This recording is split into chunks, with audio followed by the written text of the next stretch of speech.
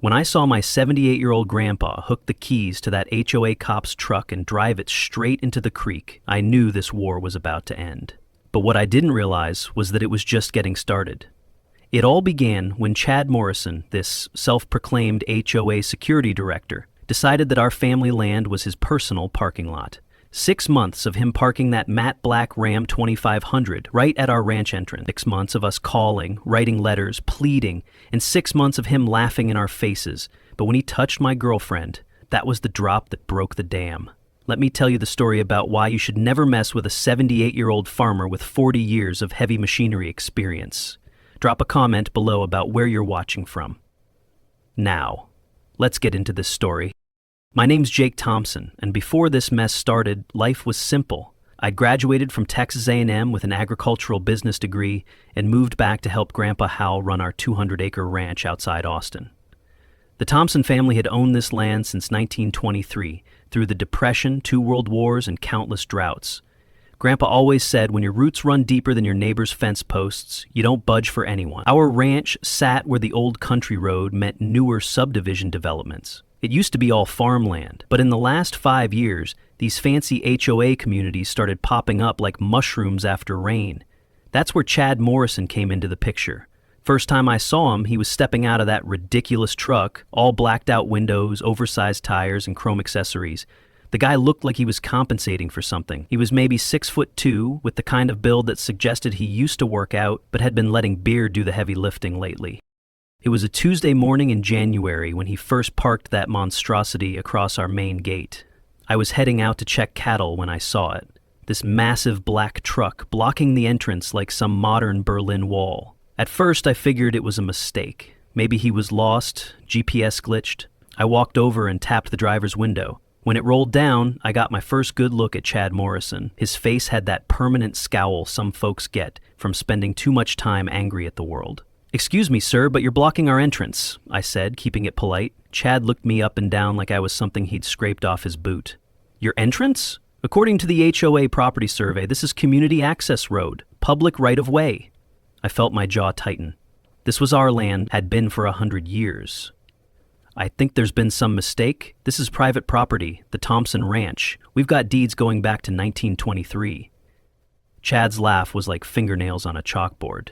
"Listen here, farm boy, times change.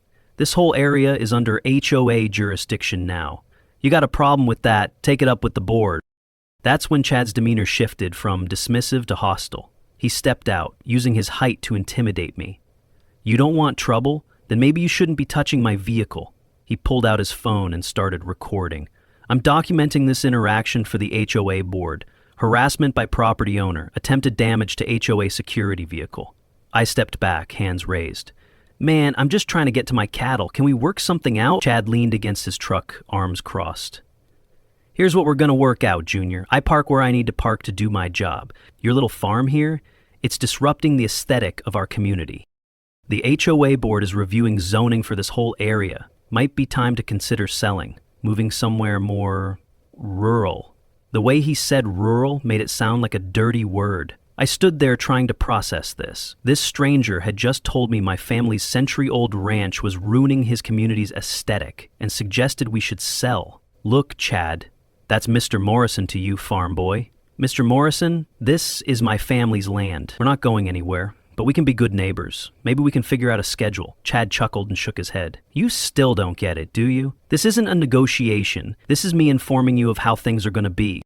He reached into his truck and pulled out a clipboard, scribbled something, then handed me a piece of paper. "Here's the HOA's official notice. Parking enforcement. Your little farm road intersects with HOA property. I'm authorized to patrol this area, daily, as needed."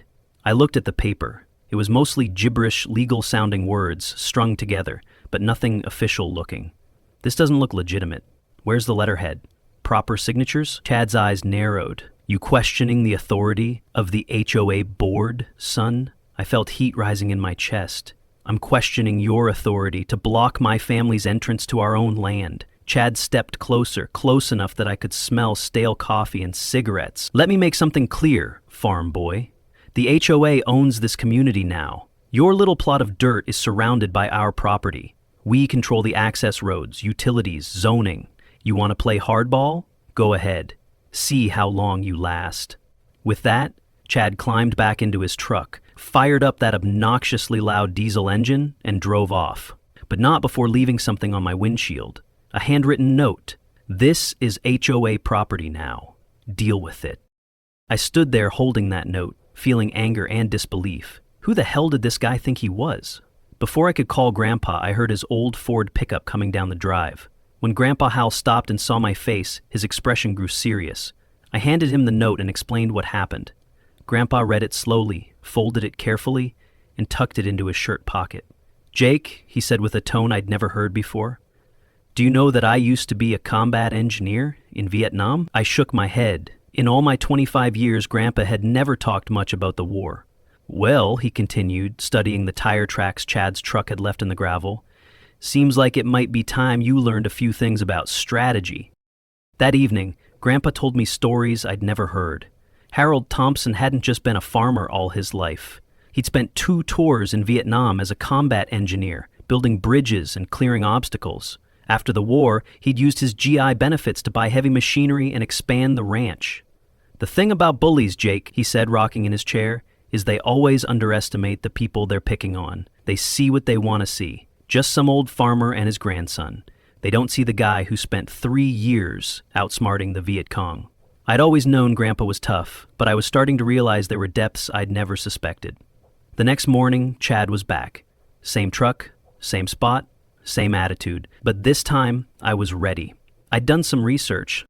Chad Morrison had quite the interesting history. Public records showed he'd been a police officer for Austin PD until about 2 years ago. His separation hadn't been voluntary, multiple complaints for excessive force and inappropriate conduct.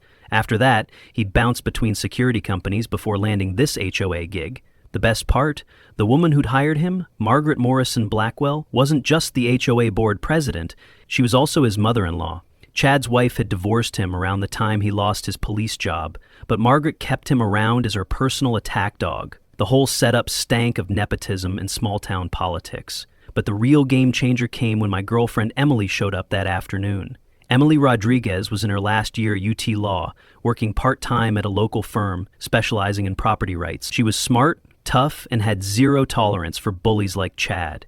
When I told her what happened, her dark eyes flashed with anger. "Jake, this is completely illegal. You can't just park on someone's property and claim HOA jurisdiction." Emily spent the next few hours on her laptop, cross-referencing property records, HOA bylaws, and city ordinances. What she found was fascinating.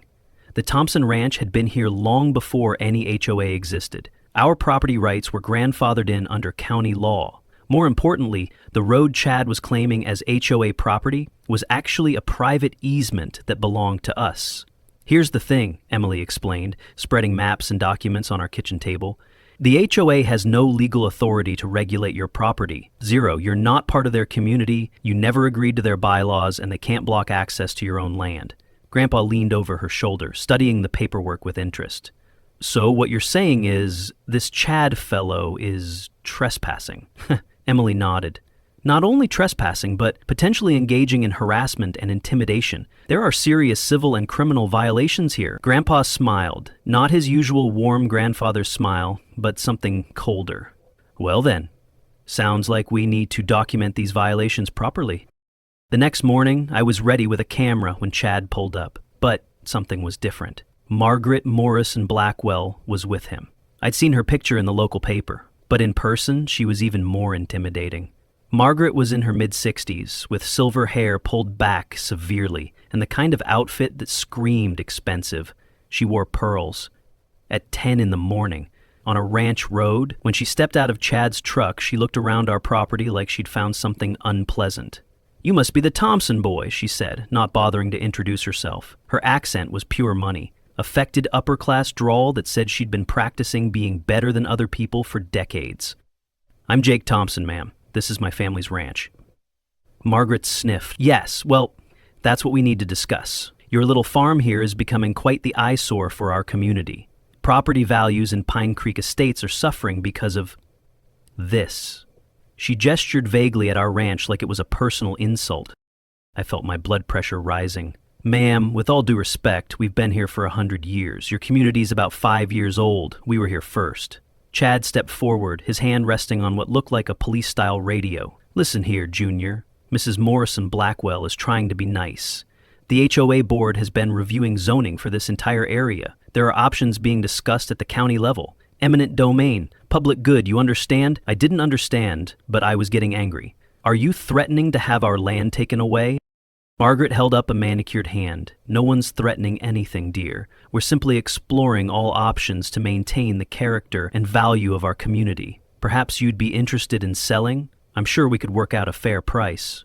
What happened next surprised me. Instead of getting angry, I started laughing. Not because anything was funny, but because the whole situation was so absurd. Here were these two people, standing on my family's land, telling me we were ruining their neighborhood and should consider selling because our rooster was too loud.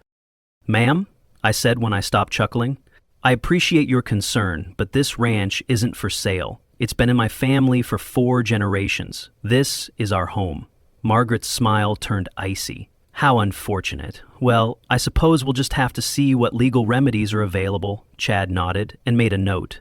"Daily security patrols will continue. For the safety and security of Pine Creek Estates, of course." They climbed back into Chad's truck and drove off, but not before Chad called out, "Oh, and farm boy, that rooster of yours? The HOA noise ordinance says no livestock sounds before 7 a.m. or after 8 p.m. I'll be monitoring that real close."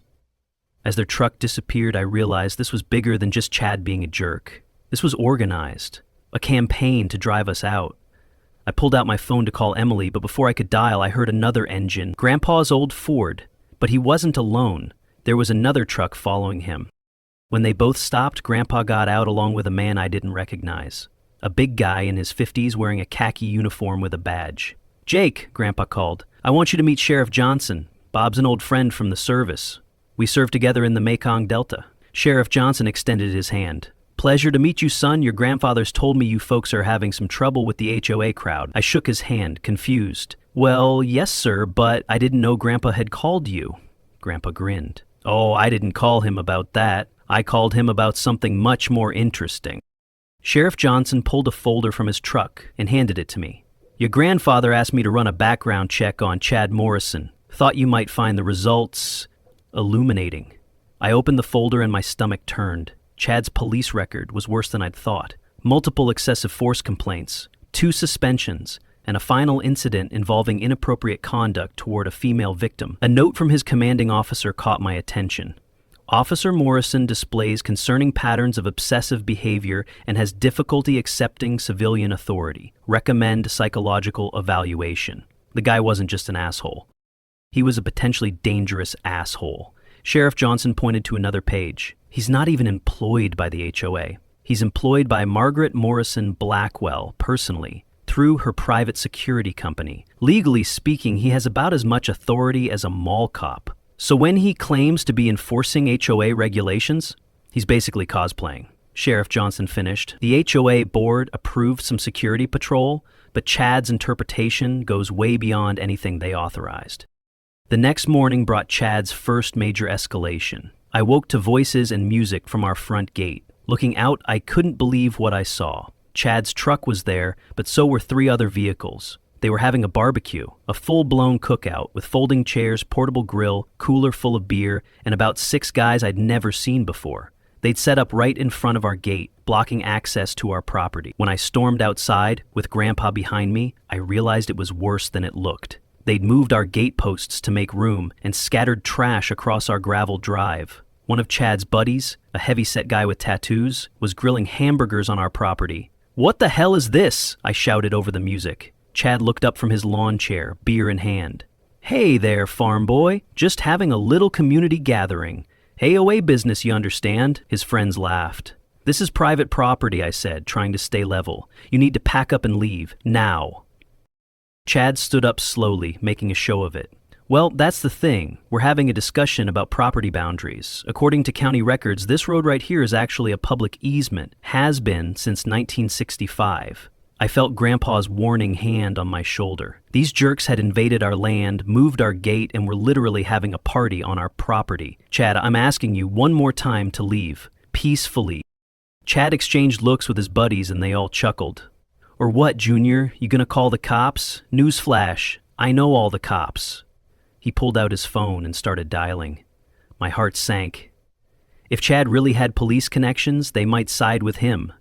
But Grandpa stepped forward, calm as you please. Chad, was it? I'm Harold Thompson. This is my property. You and your friends are trespassing, you've damaged our gateposts, and you've littered on our land. I'm giving you 10 minutes to clean up and leave. Chad laughed out loud. Or what, old man? You gonna sick your grandson on me? Grandpa smiled that dangerous smile. Oh no, son, I'm gonna handle this myself. He pulled out his phone and made a call. Bob, it's Hal. Yeah, that situation we discussed has escalated. Multiple trespassers, property damage, and... Wait, is that marijuana I smell? I looked around and realized one of Chad's friends was smoking something that didn't smell like tobacco. Chad's face went pale. Bob, I think we need that deputy out here. And maybe animal control. One of these fellows might not be safe to drive. Grandpa ended the call and looked at Chad. Sheriff Johnson sends his regards. He'll be here in 5 minutes. Along with a deputy who specializes in public intoxication and property crimes. Suddenly, Chad's party didn't seem like such a good idea. His friends packed up quickly, throwing trash everywhere. But Chad wasn't done. As they loaded the grill, he got in my face. This isn't over, farm boy. The HOA board meets next week, and guess what's the top agenda item? Your little farm. Zoning violation, environmental impact. We're going to bury you in paperwork until you beg us to buy you out. I wanted to punch him so bad my fists were shaking, but Grandpa stepped between us. Chad, I think you better leave now. The sheriff doesn't like to be kept waiting. Sheriff Johnson arrived 10 minutes later. We showed him the damage, the trash, and I gave him a detailed account. He took photos, wrote up a report, and promised extra patrols. As he was leaving, he pulled me aside. Jake, this is going to get worse before it gets better.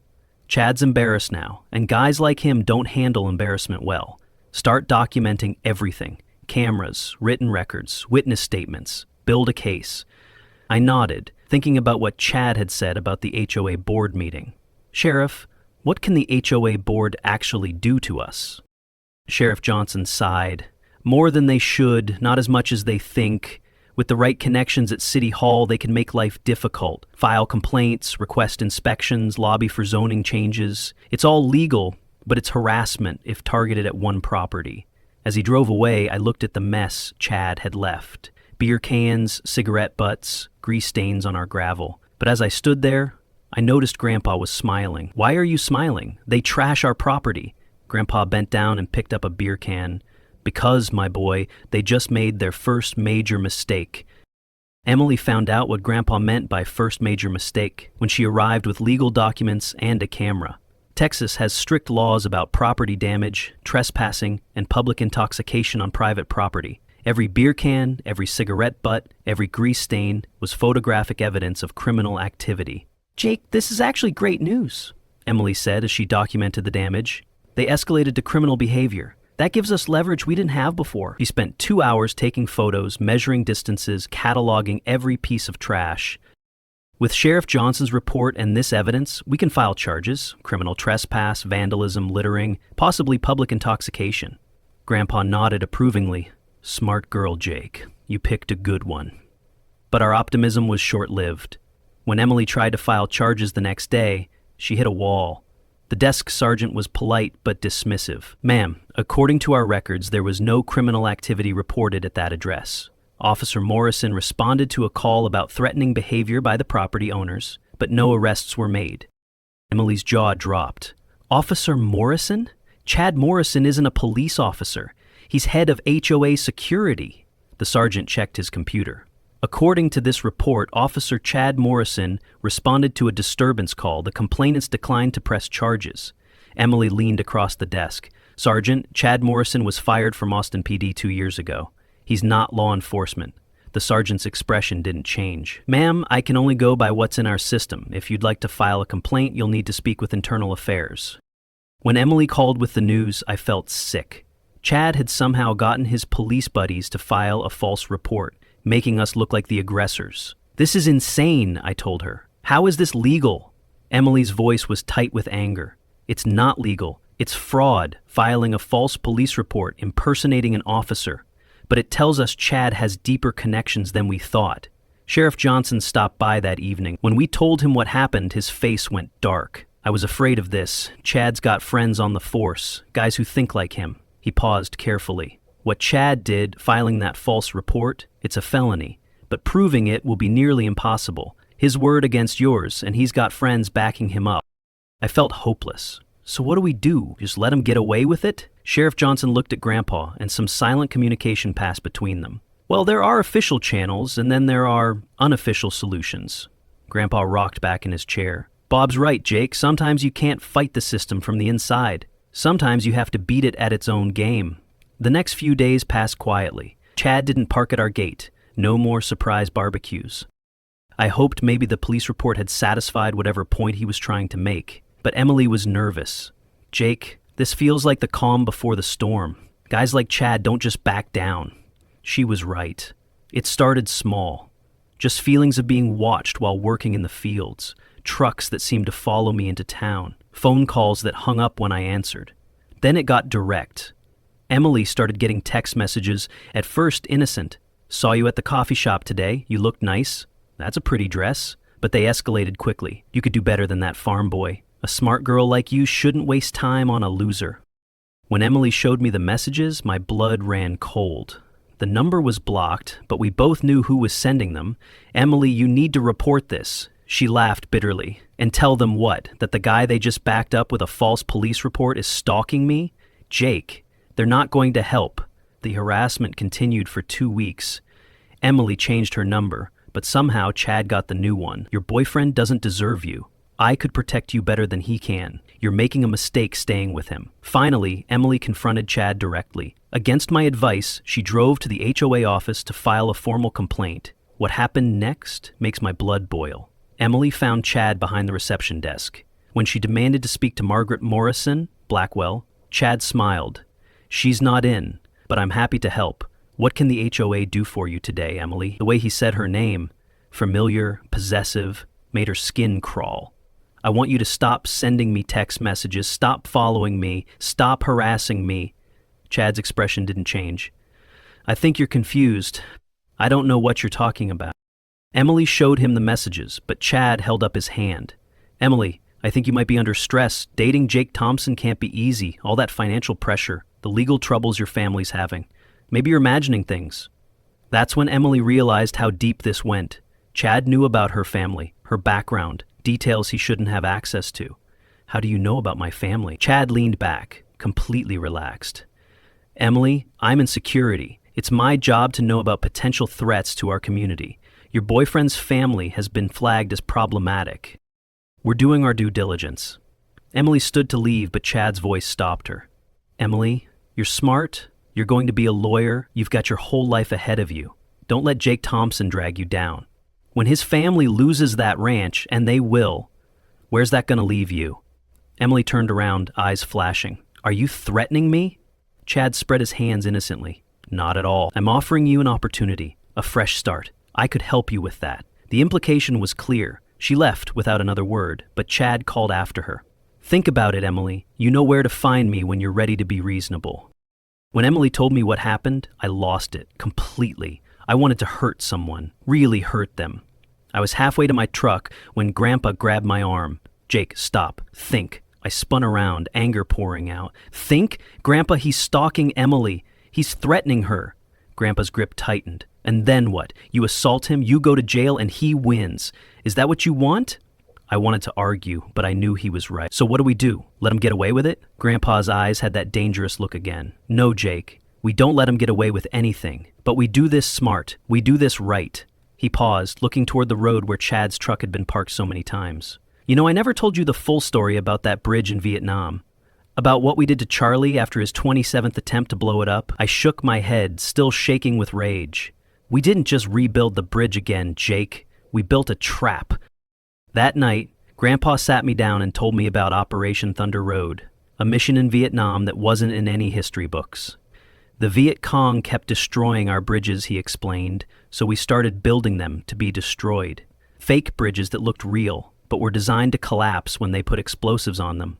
Meanwhile, we built the real bridges upstream, camouflaged and protected. I was starting to understand. You want us to give Chad a fake target? Grandpa smiled. I want us to give Chad exactly what he thinks he wants. Let him think he's winning while we prepare our real response. Over the next week, Grandpa put his plan into motion. It started with what looked like capitulation. Instead of confronting Chad when he returned to parking at our gate, we did nothing. We acted defeated, demoralized. I played my part, walking around with slumped shoulders, looking like a man who'd given up. Emily stayed away from the ranch, and when she did come over, she parked at the back of the property and snuck in through the fields. Meanwhile, Grandpa was making phone calls. Lots of phone calls. To old Army buddies, to local contractors, to the county planning office. When I asked what he was up to, he just winked. Reconnaissance, Jake. Know your enemy, know his weaknesses, know the terrain. Chad, thinking he'd broken us, got bolder. He started parking his truck overnight, leaving it at our gate from evening until morning. He began bringing friends again. Not for parties this time, but for what looked like surveillance. They'd sit in their trucks with binoculars, watching our house, taking notes. Emily's harassment escalated too. The text messages became more explicit, more threatening. I know where you live. I know your schedule. I know you're scared. When she finally went to the police again, they told her the same thing. No proof, no case. Sheriff Johnson tried to help, but his hands were tied. Jake, I can't make an arrest based on anonymous text messages and circumstantial evidence. Chad's being too careful. But Chad wasn't as careful as he thought. What he didn't know was that Emily had been working with a cybersecurity expert from her law firm. They'd been tracing the text messages, tracking IP addresses, building a digital paper trail that led straight back to Chad.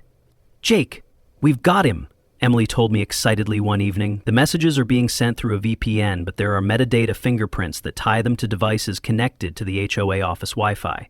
More importantly, we've got geolocation data that puts the sender at locations where Chad was confirmed to be. I felt hope for the first time in weeks. Can we use this to prosecute him?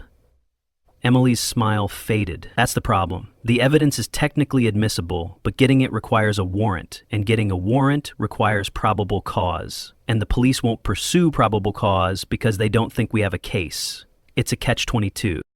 That's when things took a dangerous turn. Chad, frustrated by our apparent submission, decided to escalate. He started coming onto our property when he thought we weren't home. We found footprints around our house. Evidence that someone had been peering through windows. Our mailbox was vandalized. Emily's car tires were slashed while she was visiting. But the worst incident happened on a Tuesday night in May. I was in town at a late meeting with our feed supplier when Chad made his move. Emily was alone at the ranch, studying for her bar exam in our kitchen. She heard a truck pull up around 9 p.m. and assumed it was me coming home. When she looked out the window and saw Chad's black Ram in our driveway, she panicked. Chad didn't just sit in his truck this time. He got out and walked right up to our front door, started knocking, then pounding. Emily, I know you're in there. We need to talk. Emily called me first, then 911, but I was 20 minutes away and the police response time to our area was even longer.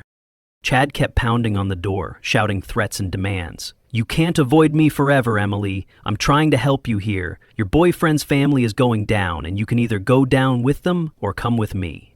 Emily barricaded herself in our bedroom with Grandpa's old hunting rifle and waited. For 45 minutes, Chad circled our house, looking through windows, trying doors, shouting threats and promises. I can protect you, Emily. I can give you everything that loser Jake can't. Don't make me do this the hard way. When I finally arrived, Chad was gone. But he'd left his mark. Our flower garden was destroyed, trampled flat. The windshield of Emily's car was shattered, and on our front door, scratched into the paint with a knife or key, was a message. Last chance. Emily was in shock, clutching that rifle like her life depended on it. When I tried to hold her, she flinched away. Jake, he's crazy, really crazy. He's not going to stop. I felt something break inside me. The woman I loved was terrorized, traumatized, because of some psychopath with a badge complex and a vendetta against my family. The police arrived 2 hours later, same desk sergeant who dismissed Emily's complaints before. He took a report, photographed the damage, but when Emily tried to explain about the stalking and harassment, he cut her off. Ma'am, did you actually see Mr. Morrison commit these acts of vandalism? Emily stared at him in disbelief. Are you serious? Who else would it be? The sergeant shrugged. Could have been anyone, kids maybe, someone with a grudge. Unless you have direct evidence linking Mr. Morrison to these crimes, there's not much we can do. I wanted to strangle that cop with my bare hands. What about the threats? The pattern of harassment? The sergeant's expression didn't change. What threats? According to our records, Mr. Morrison has been nothing but professional in his dealings with your family. If anything, you folks have been the aggressor. That's when I realized how deep Chad's connections really went. He wasn't just protected by a few cop buddies. He had the entire system rigged in his favor. After the police left, Emily broke down completely. "Jake, I can't do this anymore. I'm scared to come here. I'm scared to go home. I'm scared to walk to my car alone." I held her while she cried, feeling helplessness and rage war inside me. But when I looked up, I saw Grandpa standing in the doorway. He wasn't looking at us. He was looking out at the darkness where Chad's truck had been parked. His face was calm, but his eyes were the coldest thing I'd ever seen. "Emily, honey," he said quietly, "why don't you pack a bag and stay at your sister's place for a few days? Jake and I need to have a conversation." Emily looked up at him, tears still streaming down her face. "Mr. Thompson, I'm not going to let him drive me away from Jake. This is my fight, too." Grandpa smiled, and for the first time since this whole thing started, it was his warm grandfather's smile. "Oh, sweetheart, you're not going anywhere permanently. You're just going to be safe while Jake and I handle some business." He walked over to the closet and pulled out a dusty box I'd never seen before. When he opened it, I saw maps, photographs, and what looked like military planning documents. "Jake," he said, pulling out a manila folder, "it's time I told you about Operation Sweet Creek." Inside that dusty box was a lifetime of secrets. Maps of our property going back decades, legal documents, and military intelligence reports. But the most interesting thing was a folder marked Property Rights and Easements Confidential. Grandpa spread everything across our kitchen table like a general planning a campaign. "Jake, what do you know about Sweet Creek?" I looked at him blankly. Sweet Creek was just the little stream running through our back 40. I'd played there as a kid, caught crawfish, built dams. "Not much, Grandpa, it's been there forever." Grandpa smiled. "Forever is right, and according to Texas water rights law, it makes us very special." He pulled out a surveyor's map from 1923. "When your great-grandfather bought this land, Sweet Creek was the natural boundary. The HOA subdivision was built on the other side. Their property line ends at the water's edge." I studied the map, trying to understand. "So we own the creek?" Grandpa's smile widened. "We own the creek bed, and 20 feet on both sides. Water rights, mineral rights, access rights, everything." He pulled out another document. "Chad's been parking specifically in a spot that's perfect for what the Army Corps of Engineers calls a strategic relocation." I was starting to get it. "You mean we can legally move his truck?" Grandpa chuckled. "According to Texas property law, any vehicle abandoned on private property for more than 72 hours becomes the legal responsibility of the property owner. We can impound it, store it, and charge storage fees." I felt excitement building. "But Chad moves it every few days." Grandpa's eyes twinkled. "Does he? Are you sure?" The next morning, Grandpa showed me what he meant. Chad's truck was parked in its usual spot, but something was different. Then Grandpa handed me binoculars. "Look at the license plate." I focused and nearly dropped them. Same make, model, and color as Chad's Ram 2500, but it wasn't the same truck. Different license plate, different rims, different window tint. "Grandpa, that's not Chad's truck." Grandpa nodded approvingly. "This truck belongs to Jimmy Patterson, one of Chad's drinking buddies." I lowered the binoculars, confused. "But why?" Grandpa's smile was predatory. "Because Chad thinks he's getting smart. He's rotating vehicles. Different truck, different owner, same harassment." But Grandpa had been documenting everything. Photos, timestamps, license plate numbers. He'd recorded every vehicle, every visitor, every incident. "Jake, I want you to meet someone." That afternoon, a woman in her 50s arrived wearing a business suit. "This is Margaret Sullivan. She's what they call a demolition lawyer." Margaret Sullivan looked like someone you didn't want to face in court. Sharp eyes behind wire-rimmed glasses, and a handshake that said she'd crushed stronger men for breakfast. "Mr. Thompson, what Mr. Morrison and the HOA have been doing isn't just harassment. It's racketeering." She opened her briefcase. "I specialize in cases where local authorities have been corrupted. Your Chad Morrison is small time compared to some cases I've handled." Margaret spent 2 hours reviewing everything. The text messages, property damage, false police reports, the escalation pattern. What really got her attention was Grandpa's documentation of the vehicle rotation scheme. "This is excellent evidence of organized harassment. In federal court, this would qualify as conspiracy under RICO statutes." As if on cue, Emily's phone buzzed. This message was different, direct. "Time's up. 24 hours to convince your boyfriend to sell. After that, things get unpleasant. Margaret photographed it. That's a direct threat. We can get a restraining order. But Grandpa shook his head. Restraining orders don't stop men like Chad. They just make them more careful. Margaret sensed undercurrents she didn't understand. Mr. Thompson, what exactly are you planning? Grandpa walked to the window, looking at the truck at our gate. Miss Sullivan, you handle the legal side. Jake and I are going to handle the practical side. That dangerous look was back in his eyes. Chad wants to play games with property rights? Fine, let's play. I wanted to stay with Grandpa, but he wasn't taking no for an answer. Emily's the priority, Jake. Chad's unstable, and if this goes wrong, she's the one who's really in danger. Emily was pacing the kitchen, nervous energy radiating from her. Jake, what's happening out there? I heard trucks. I explained what we'd seen, and Emily's face went pale. We need to call 911. I shook my head. Emily, they're not coming. Not in time. Before I could say more, Chad's voice boomed through a bullhorn. Jake, Thompson, get out here. We need to talk. Emily grabbed my arm. Don't go. It's what he wants. Outside, Chad kept shouting threats. I counted 6 vehicles, engines rumbling like hungry predators. That's when we heard the excavator starting up. Through the window, we saw its lights moving like the eyes of some metal beast.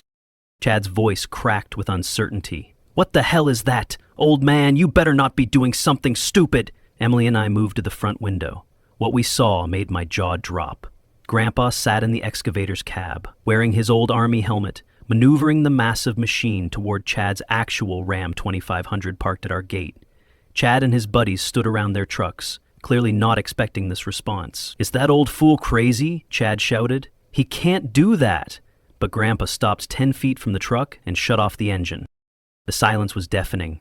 Then his voice rang out across the darkness. Chad Morrison, you're trespassing on private property. 5 minutes to remove your vehicles and leave. Chad's response was immediate. Old man, this is HOA property. That's when Grandpa pulled out a bundle of official documents. According to these county survey, you are parked on Thompson family property. This vehicle has been abandoned here for more than 72 hours. Under Texas property code, I'm claiming salvage right. Chad was furious. That's bullshit. That truck hasn't been here 3 days. Grandpa smiled. Jimmy Patterson's truck hasn't. Your truck has been here since Monday morning. 78 hours and counting. He gestured to our security cameras, full video documentation available. Chad looked around wildly, realizing he'd been outmaneuvered. Instead of backing down, he pulled out his fake badge. I'm placing you under citizen's arrest. He'd made it halfway to the excavator when headlights flooded the area. Sheriff Department vehicles approached fast, 4 patrol cars and Sheriff Johnson's truck, all with emergency lights flashing. Everyone freeze, hands where we can see them. Chad stopped dead as officers poured out with weapons drawn. Sheriff Johnson stepped forward with his own bullhorn. Chad Maurice, my son, drop the fake badge and step away. Sheriff Johnson, this maniac is trying to steal my truck. The sheriff laughed harshly. Your truck? Chad, that truck is registered to Margaret Morrison Blackwell. She reported it stolen 3 hours ago. I felt Emily's hand grip mine as the pieces fell into place. Chad looked desperate, surrounded, and screwed. That's impossible. Margaret gave me permission. Sheriff Johnson nodded to his deputies. She just signed a sworn statement saying she's never given you permission to take any of her vehicles. She's pressing charges for theft, harassment, and fraud. Chad's eyes darted around like a trapped animal. This is a setup, Sheriff Johnson sighed. Chad, you're under arrest for vehicle theft, harassment, stalking, trespassing, impersonating a police officer, and about a dozen other charges. That's when Chad lost it completely. He lunged toward his truck, probably thinking he could escape, but he'd forgotten about the excavator and Grandpa. What happened next was poetry in motion. As Chad ran, Grandpa fired up the excavator. The massive machine swung into action, its bucket sweeping in a perfect arc. It didn't hit Chad. Grandpa was too precise. Instead, it scooped up the entire front end of the Ram like picking up a toy. The truck's rear wheels left the ground as the excavator lifted it 8 feet into the air. Chad stopped and stared at his truck, dangling above Sweet Creek. What the hell are you doing? Grandpa's voice was calm now. Just helping you understand property rights, son. This truck was abandoned on my property, making it my responsibility to dispose of properly. He maneuvered so the truck hung directly over the deepest part of Sweet Creek. Now, I could haul it to an impound lot for $500, or the truck swayed gently above the dark water. Sheriff Johnson was grinning. "Chad, I'd listen to what Mr. Thompson has to say," Chad panicked. "You can't do this. That's destruction of property." Grandpa tilted his head thoughtfully. "Is it? Technically, this vehicle was abandoned on my property. Under Texas law, I have the right to dispose of abandoned property as I see fit. Plus, there's all the damages you've caused. I figure this truck's value covers what you owe me." Chad's face turned purple. "I'll sue you. I'll have your ranch," Sheriff Johnson interrupted. "Chad, you're about to be charged with enough felonies to put you away for 10 years. You're not suing anyone." Grandpa glanced at the sheriff. "Bob, any legal requirement to preserve stolen property as evidence?" Sheriff Johnson pretended to consider. "Well, Hal, we've got plenty of evidence. Photos, video, witness statements. One more photo for the case file would be sufficient." Emily and I watched as Grandpa slowly opened the excavator's bucket. Chad's truck tilted forward, teetered, then crashed into Sweet Creek with a tremendous splash that echoed off the hills. Chad let out a wail like someone had killed his dog. "My truck! You destroyed my truck!" Grandpa climbed down with dignity. "Your truck? Thought you said it was Margaret's." Chad charged toward Grandpa, but deputies grabbed him before he took 3 steps. As they handcuffed him, Chad screamed threats and curses, but his words were drowned out by applause. Not just from us, but from neighbors who'd emerged from the darkness to watch. Sheriff Johnson walked over to Grandpa.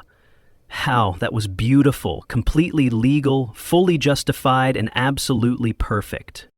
6 months later, Chad Morrison was sentenced to 8 years in prison.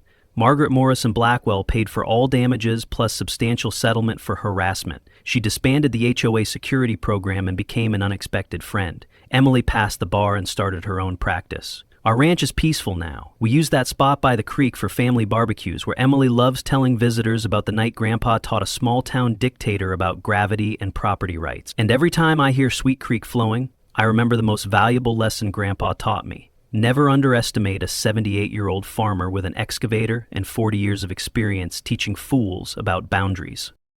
HOA Stories, where reality feels like fiction and fiction wishes it was this juicy.